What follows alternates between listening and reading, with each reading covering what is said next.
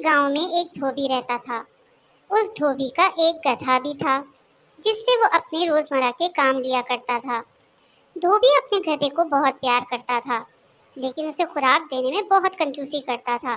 बेचारा गधा इतना कमजोर हो गया कि घर लौटते वक्त बीच जंगल में बोझ की वजह से लड़खड़ा के गिर पड़ा।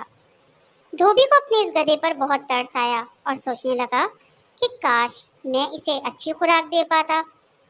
धोबी जरा आगे बढ़ा तो उसे एक मरे हुए शेर की खाल मिली। धोबी को अचानक ख्याल आया और उसने शेर की खाल को गधे पर लाद कर घर ले आया। शेर की खाल को धोबी ने अपने गधे को पहना दी और उसका भेष बदल दिया। अब धोबी ने अपने गधे को खेतों में छोड़ दिया।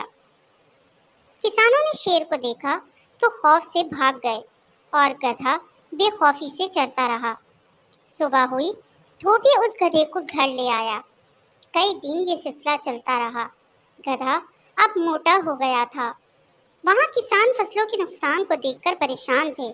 इन्होंने छुपकर अनोखे शेर को देखा जो गोश्त खाने की बजाय घास खाता है।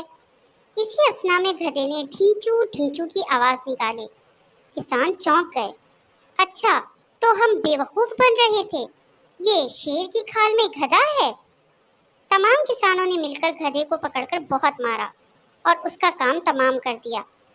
धोबी रोज की तरह सुबह अपने गधे को जब लेने आया तो अपने गधे को मरा हुआ देखकर ढक से रह गया और सोचने लगा कि काश मैं ऐसा ना करता तो आज मेरा गधा ना मरता और वो मेरे पास होता।